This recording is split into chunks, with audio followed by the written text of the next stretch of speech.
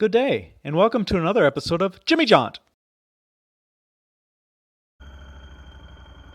Starting out this morning, we had a little bit of a fog, so the camera was picking up a lot of moisture, and it does go blurry here fairly soon, so I didn't have very good video in the morning before breakfast.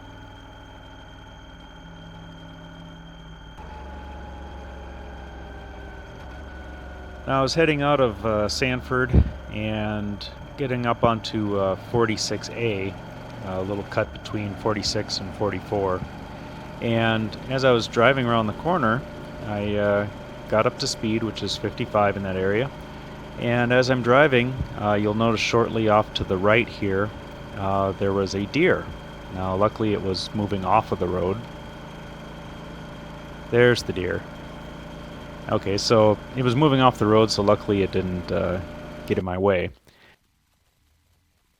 I saw William and Teresa pulled up at the mason jar, so waited for them to get inside, and we had our breakfast, and then we began our jaunt onto Birmingham, Alabama.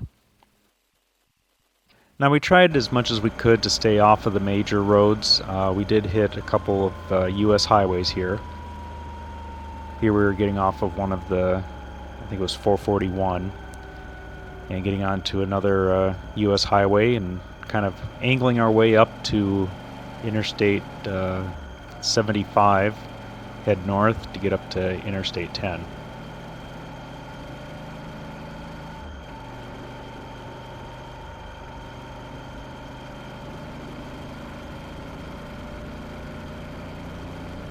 So here's our turnoff. We're getting off of the road onto 75 northbound.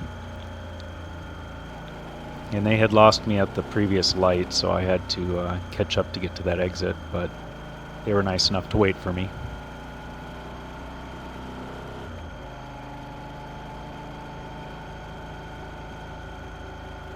Most of the time I don't like doing any interstate driving, but it does help get us to our destination quicker, and if we're going to do any off the main path roads, I prefer to do that once we're in area that I haven't been before.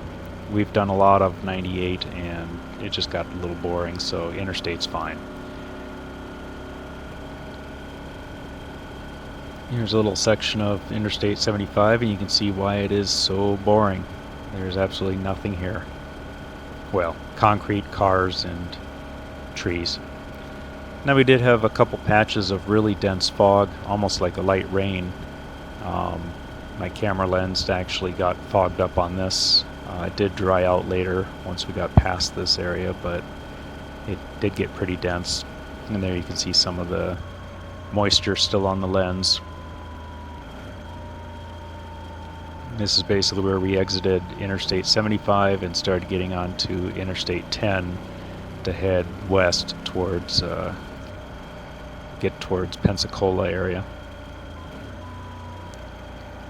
And then we took 27 off to get a little bit north of Tallahassee there.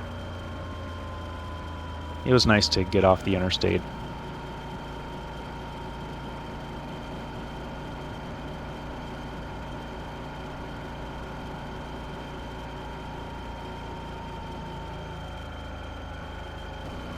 This is just a section of US 27 as we're heading kind of northwest to try to get away from Florida, get out of Florida and get up into Georgia for a moment, and then cut across into Alabama. And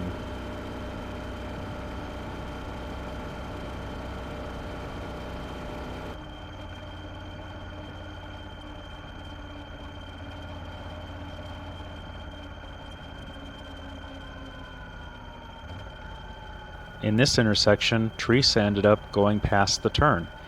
So luckily we noticed she did slow down, so she did see us. So we just pulled off to the side and waited for her to catch up.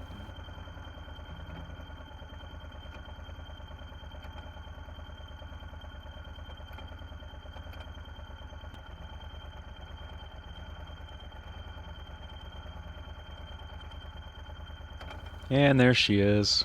she finally turned around and decided to join us on the rest of this trip. Glad to have you back, Teresa.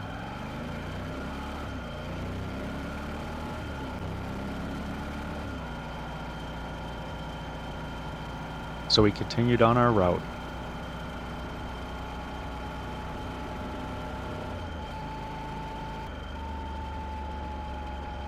Didn't have too long on that road, and we ended up exiting off onto 84, head up towards Alabama.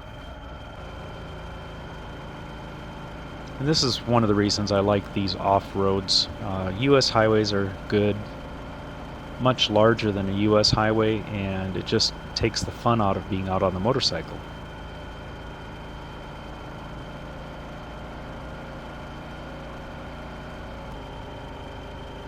Had beautiful weather once it warmed up and got rid of the fog and any misting rain, and skies cleared up a little bit.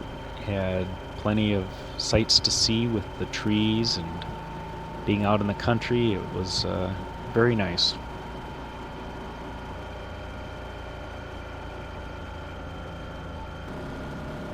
And here we're getting close to arriving to I believe it was Leeds, Alabama. So it started getting dark. There was a nice sunset. Would have been nice to have seen that, pull off to the side, take a picture maybe next time. A little bit of area of Montgomery. Kind of weaving through, getting closer to Birmingham, getting through some of the suburbs.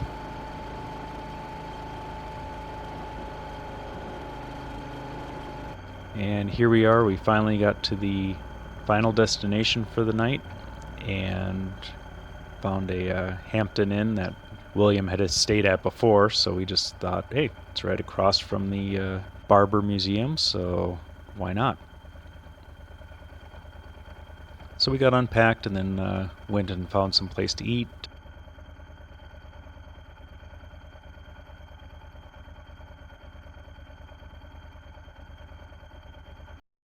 And here in the Barber Museum, I thought this was an interesting site. It almost looked like Matchbox motorcycles. They had a nice Ducati 900. Found an old Indian next to a blue Harley. An old Honda Cub. Forget what that is. I think that was a mismatch. Kawasaki 1600. Very interesting. Some custom bikes. Of course, the bike from Easy Rider. A Winkle motorcycle. That's a rotary engine. And then I found my turbos that I like. So they had a Honda, a Suzuki, and you can see the little turbo right in the center there.